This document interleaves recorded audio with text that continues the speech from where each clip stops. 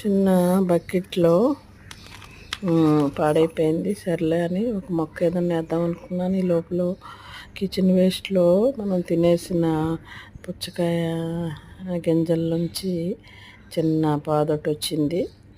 ఆ పాదుని చిన్నది ఎంతో రాలేదు, ఫ్లవరింగ్ వచ్చింది. సరే ఇది నిలబడుతుందా లేదా అనుకున్నాను. అయినప్పటికీ చక్కగా ఒక కాయ అయితే వచ్చింది. అది మీకు చూపిస్తాను, చూడండి. చిన్న కాయ అంటే ముందు కాయ వచ్చింది. దీన్ని ఏం చేశానంటే అలాగే ఉంచి గడ్డేసి పెట్టాను. వేడి ఎక్కువ తగలకూడదు కాయకి.